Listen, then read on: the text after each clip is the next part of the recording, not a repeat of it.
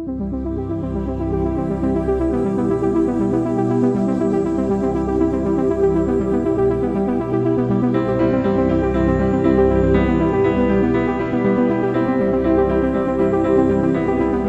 day, family. Ron Holland here, host of Community Voices on 105.3 Old School and R&B, and of course, Praise 100.9. I have a question for folks out there. Why are white folks stooping to the lowest levels of bigotry and prejudice by endangering the lives of African Americans via non-emergency calls to police? These potentially deadly calls are happening at alarming rates all over the country. What are your options and responsibilities in the event these potentially dangerous interactions occur? Well, joining me today to discuss this issue is attorney Chris Hall of the Emory Law Firm.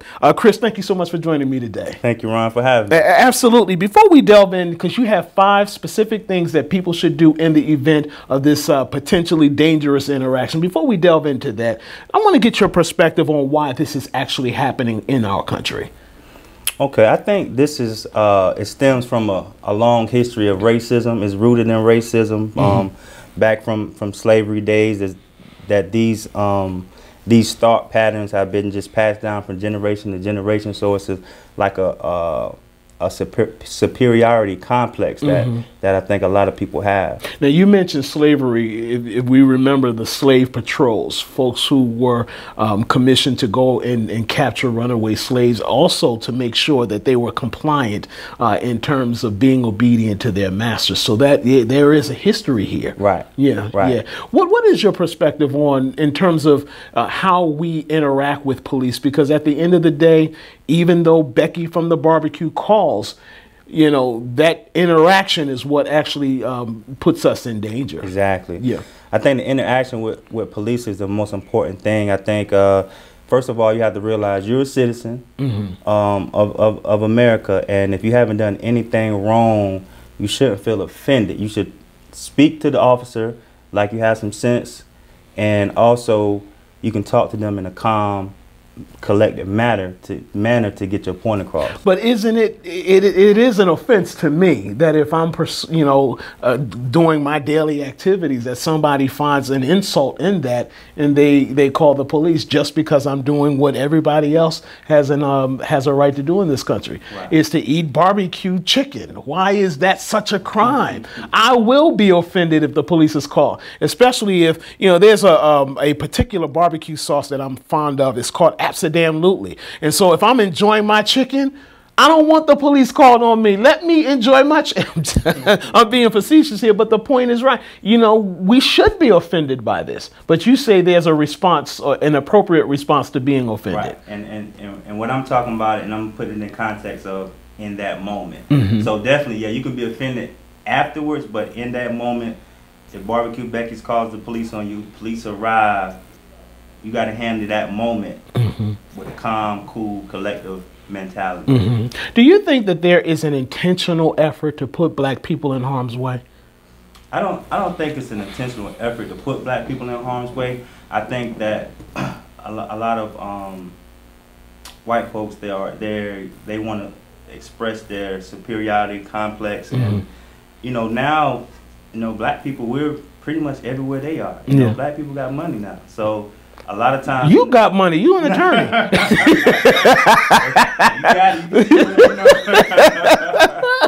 Yeah, but I think, you know, sometimes they just don't. Maybe they don't feel. I don't know what their intent is, but I think sometimes they may feel that they don't want us there, so they try to find little small things they can call us out on. Is it fair to call these people racist or bigots?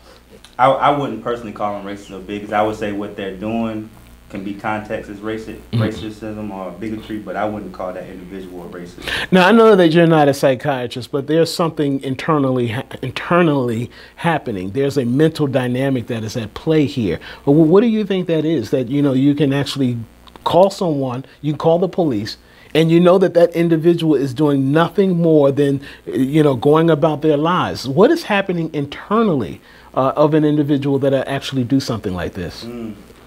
That's a tough question, Ron. You would have to do some test study on that and find out what that deep intention is that they have inside of them, that you can see somebody having a good time and you feel the need to call the police on them, waste the resources of the officer of the police department and have them come there for somebody having a barbecue or somebody selling water without a permit. Yeah, there's a case, well, it's not a case yet, but I understand that there's a woman here in North Carolina, an incident at a Staples in Pineville, and this woman was pregnant with twins. So her dress is actually protruding. I mean, she is really huge, but she was at a checkout line paying for her food, and the police were called on her. Unfortunately, in this particular case, not only was the police called, she was further insulted by being asked to lift her dress to prove that she was pregnant. That's an insult to us. Your thoughts?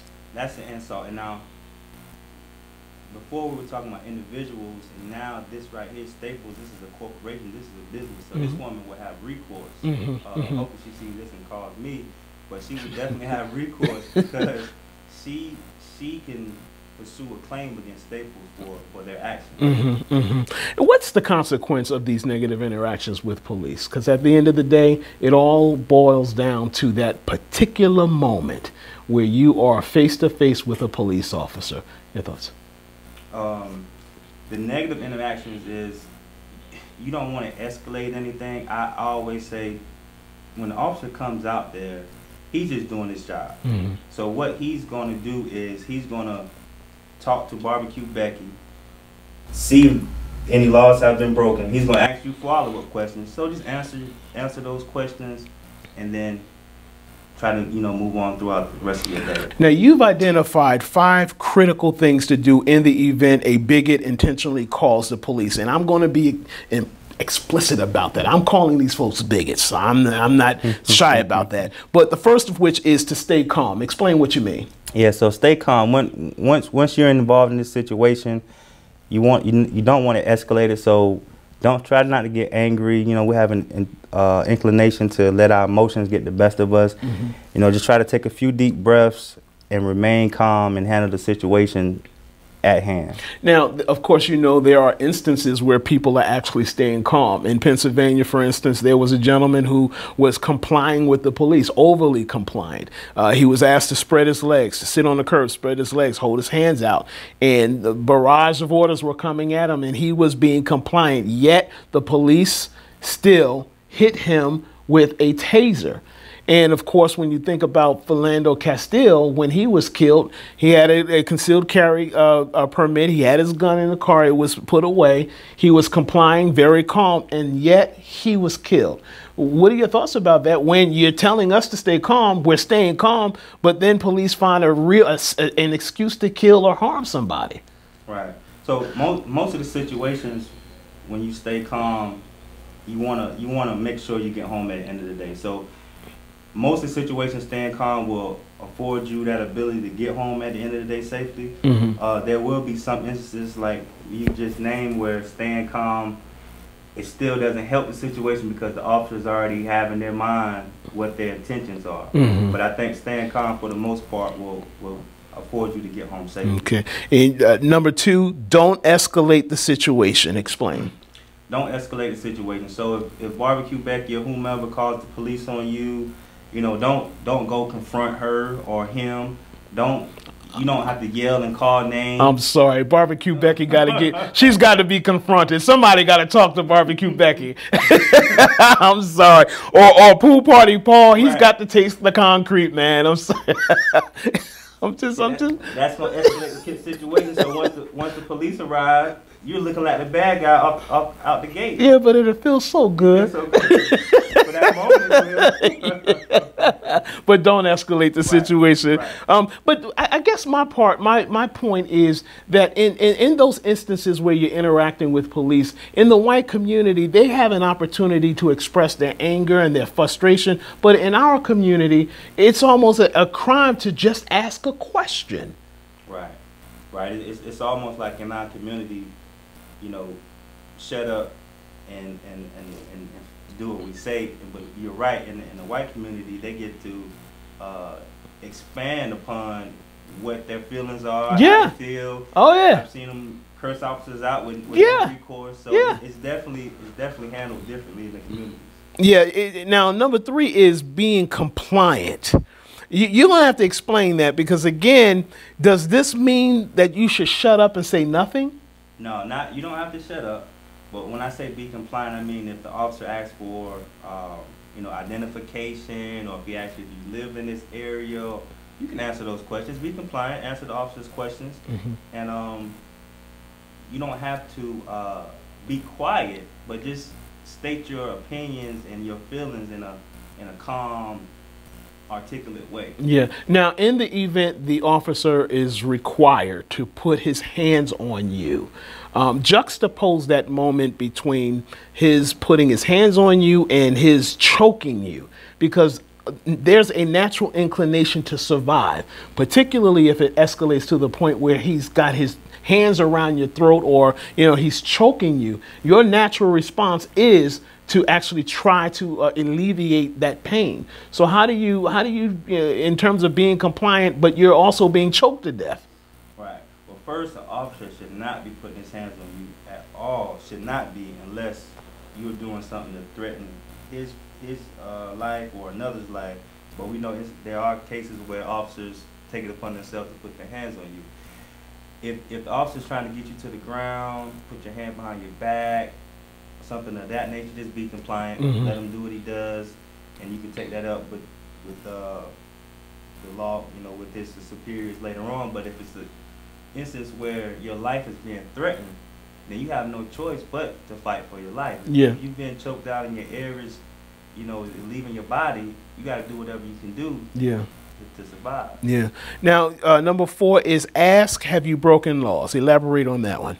So always ask, whenever you're approached by an officer for any reason, always ask, have you broken any laws? After you answer his preliminary questions, you ask the officer, now that I've answered your questions, you're here at the scene, have I broken any laws? If he tells you no, then you're free to leave. Okay. Number 5 is ask if you're free to leave. Now, aren't officers obligated to at least inform that person that they are free to leave? You don't have to try to pry it out of them. It's just a basic question, right? Well, some officers are very, very cunning with that, because if you don't know your right, that if you're not under arrest, you're free to leave, the officers play on that. So yeah, and you got to pry it from them. Right. Like, wait a minute, can't you just give me the information so I can go? Right. And a lot of people feel like if they're stopped in front of an officer, they are bound to stay there until the officer tells them they can leave. So that's why I always say, ask the officer, get it on the record, because now they got their body cam. Officer, am I free to leave? Yeah. What should be the consequence of these calls? BBQ Becky, Pool Party Paul,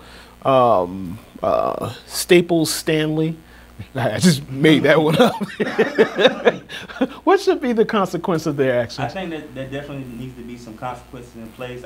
Me personally, I would say, for barbecue patty, whoever, some fines need to be put in place. If you're calling officers and wasting the city's resources for picnics and little girls selling water outside, you should pay a fine for having an officer use his gas, his time, where they could be spending those resources for some serious crime. So should residents, particularly black residents, demand that of their local city council, or should there be a legislative action here? I would say both. I would say us as a community, we need to start putting more pressure on the legislatures, because their whole job is to speak for the community. If this community is not speaking out for themselves, then the legislators get to run amok and put what kind of laws they want to in place. We need to, as a community, we need to speak out more on these issues. Okay, now we're about to close out, and I want you to speak to white America, particularly to Staples Stanley, Pool Party Paul, and Becky Barbecue. I want you to explain to them the danger that they're putting us in, and what they should do in the event that their bigotry is getting in the way of their humanity. You are free to talk to them, because if I do it, it's going to be a problem. But I'll let the attorney who makes the money have that conversation. What I'll say is to anyone, Barbecue Becky or Poolside Paul or Staples, we're all at the end of the day, we're all God's children. We shouldn't see any color, race, or creed. So I would say before you make that call, ask yourself if this was my cousin, or if this is my brother, or this is my niece, or this is my wife or my husband doing this, would I make this same call? If you would not make that same call, then you got a problem. Absolutely. Well, Chris Hall, the Emory Law Firm, thank you so much for joining me today. Appreciate it very much. All right. So for more information about the 5 steps you should take in the event the police are called on you by some bigot, or more generally, your responsibilities during a police interaction, you can log on to our websites, 1053rnb.com or praisecharlotte.com. Thank you so much for tuning in this week. I'm Ron Holland. We'll talk with you soon. God bless.